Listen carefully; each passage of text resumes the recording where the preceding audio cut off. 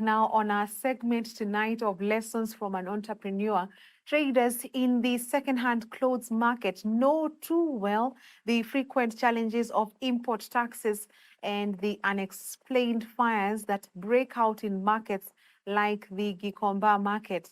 These disasters often discourage the entrepreneurs from continuing with their businesses. However, for Caroline Adala, her passion for children has kept her going on despite suffering a huge setback from the night fire that gutted down stores and destroyed goods worth millions of shillings in Kibra's toy market. Caroline shares her journey with our news editor Melissa Odur on tonight's episode of Lessons from an Entrepreneur.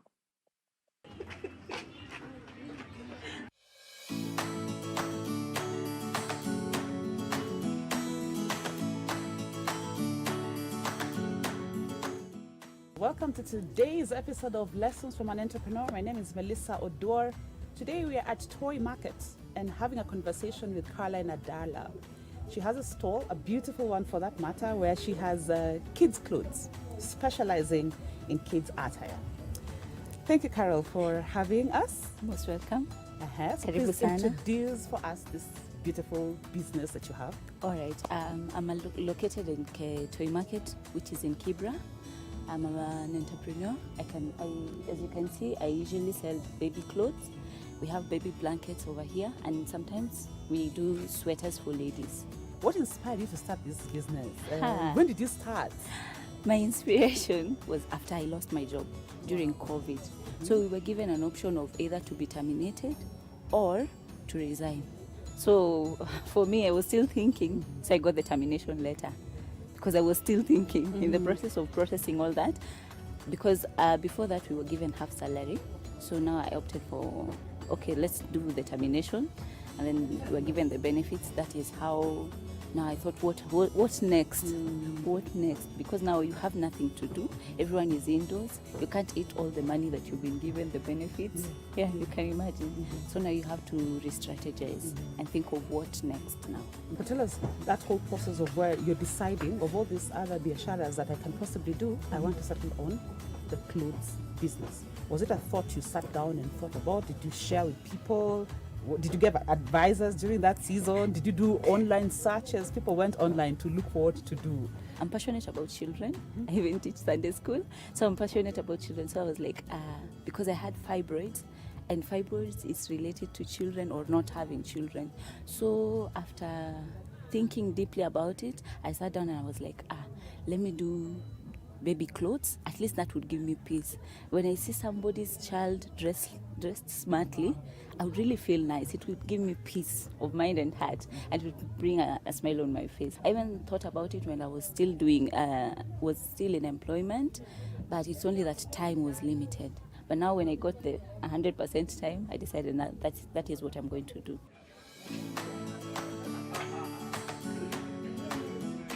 Where do you source for your clothes? Tell us that whole process of getting them and until where you now are displaying them. All right, we have a supplier. The people who are in Gikomba, we also have shops here. They sell bales. So it's now you to know. They are packaged differently, so we have to know. We have the baby blankets, we have the ramages, we have the rompers. It comes in different packages. So when you go there, you tell them if you want baby blankets or you want rompers or you want the shorts or trousers. So they'll sell you in that bulk. They come in 45 kgs or 90 kgs. Okay. Yeah. So if somebody wants to go into that biashara, what would be the advice that you tell them? They are totally blank. They don't know whether to go into kids' clothes, into their beddings, into the grown-ups, the ladies, the women, the men's. What would you advise them to do? First, they actually need to know what is really pushing them, because if you just go bluntly or without an idea and what it really inspires you, then you might end up closing down the business, because it actually needs inspiration. Because there are those days that you would wake up and sell nothing, and you ask yourself tomorrow, am I still going to that business or should I just close it down? So you really need to be inspired and be passionate about what you're doing. So if you're going there, I'd advise someone that you should have someone to hold your hand, to introduce you to that business. Because you might say that today I'm going for sweaters, or for ladies' sweaters, but you don't know how the packaging is and what is the name of that bale. So it might be a little bit of a challenge. And then we also have people who are just there to con. Yeah, they're just there to con because they see you are ready to start the business. You're ready with everything. You have all the funds, but you don't know what you're going for. For me, when I started, I had to go to Gikomba, a place called Wagashosho. There's a place called Wagashosho. So you befriend them. When you go there once, twice, or thrice, you ask them, so how do they package this? How do they do this? Business people are very generous with information. Oh, wow. Yeah, so they'll give you all the details that you want.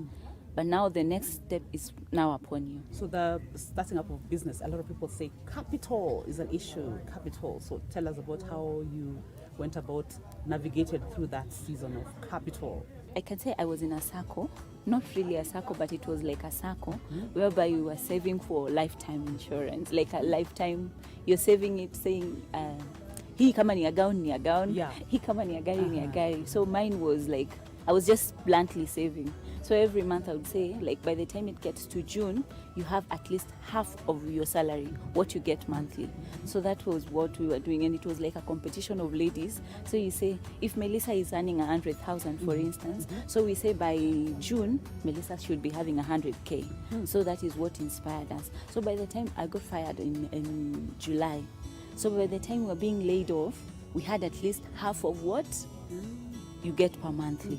Yes. So that was a startup. And then we also had naweza sema tulilipwa pension.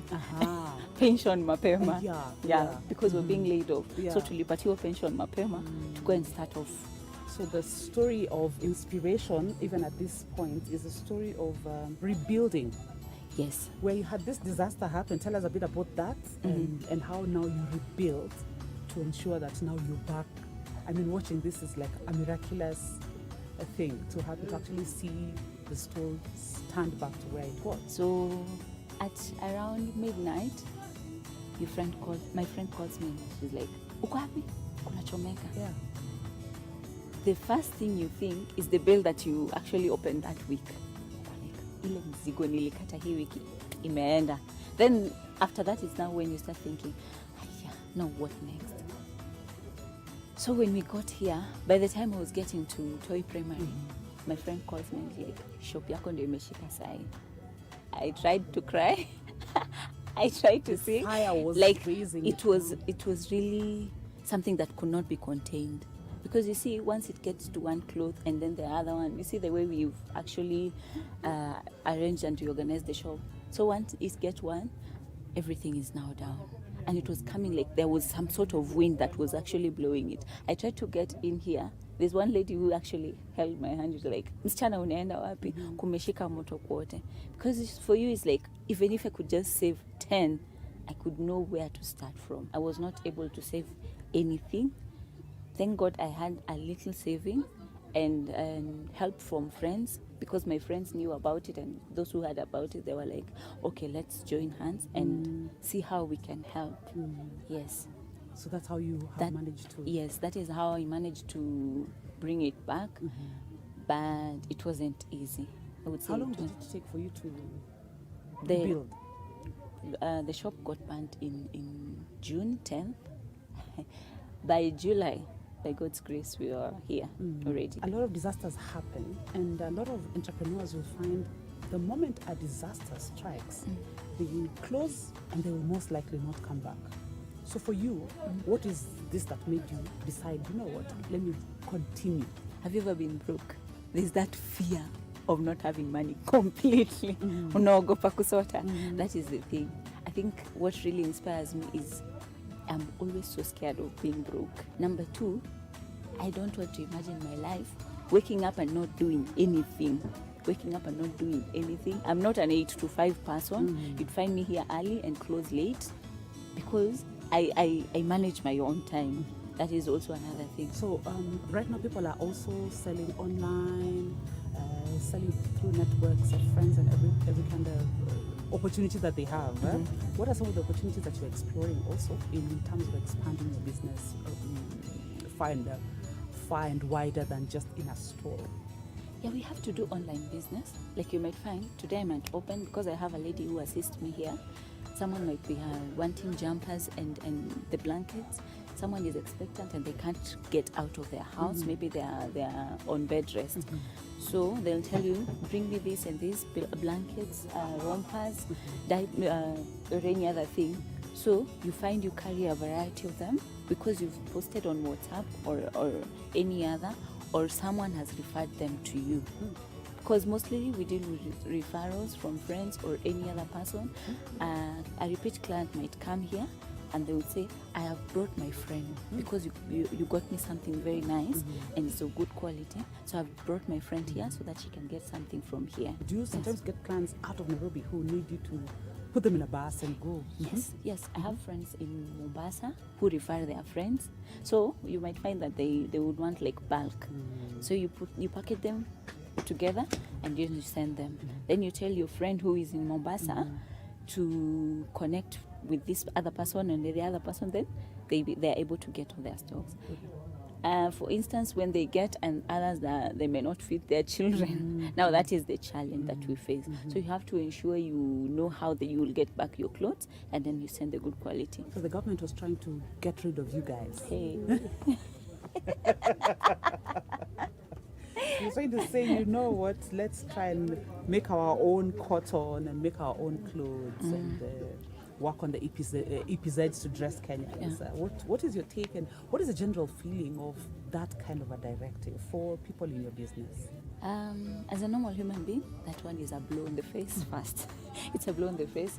But we would really plead with the government not to do that, because even when they are importing, we're still paying taxes. So in either way, we're still paying taxes. When they say, we know when they say that we use EPZ clothes, then that means it's also creating employment to other people. But again, they also have to look at the people who are already in that business. So if they consider it to be 50-50, it will be a good deal for everyone, because it will be a win-win for those who are not in employment and a win-win for those who are doing business. But if they decide to banish Mtumba business, it will be a win on one side, but they would have lost the people who are doing the Mtumba business. What are some of the challenges that you perhaps think this Mtumba business is facing, especially on your end, that you feel maybe the government can do so much more to support the sector? When they hike the taxes, the clothes also go up.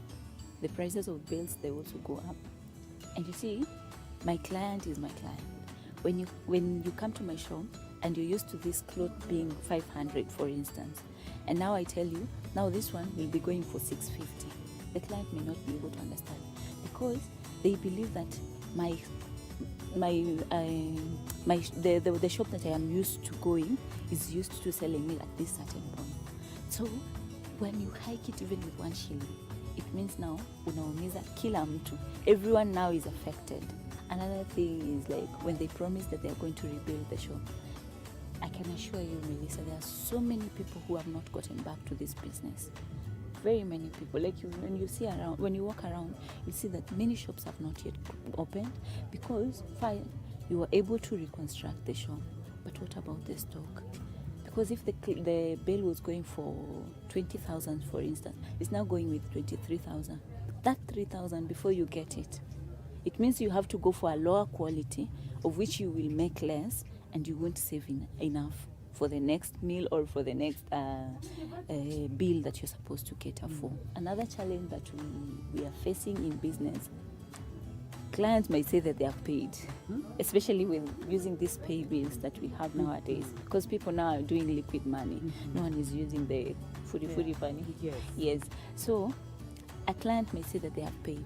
Because your name is appearing on that sticker, they'd say, it's Melissa, sawa. There's one who says that it is Caroline, but the money had not reflected in their account. So you see, now that is a loss. So you end up losing like almost 10,000. Recently I just lost like 7,000 because the client came with that line. They got all the goods, and after paying, they said that they have sent the money. And said it could be that there's a challenge between the bank and your phone. Yes. So that is also another challenge that we are facing. Do you normally feel you have support from institutions like banks and microfinance when it comes to for example, when this setback you encounter, are you able to approach them and offer you the support? Because right now we know the government is really urging MSMEs, banks to support them. Do you and your peers feel the support? Is it reaching you people? I would say the support is there. But now there is this big thing that has been called the hiking of interest in the bank. When I go for a loan, a friend of mine was trying to apply for a loan. They applied for 100,000. It took a while. The information they came back with is that now we have hiked the rates. So now when you're supposed to pay the 20% interest, now you're going to pay double of that. So what do? You have already processed everything. And you remember, time is passing, the clock is ticking, you don't have anything, you didn't save anything with the fire, and you need that money. So you end up getting that money at a higher price. You may not be able to make any profit from whatever you got from the bank. In as much as, yes, they are helping us and they are willing to support the Mtumba business with the loans and the bank loans. But the only challenge we are getting is that we are not making anything. We are not making anything. So for instance, if you're getting 100,000 and you're paying it as 150, Melissa, you are able only to save that 50,000, of which is not enough. It is not enough. So any parting shots? I think we wrap this conversation up here. The most important thing, put God first. That is number one key. Even when you wake up in the morning and you open this shop, you have to put God first. Number two, patience. Before your business starts paying you, you have to sweat and toil for that business. Yes. Before it starts appreciating you and giving you a pat on the back, you have to really push and work so hard.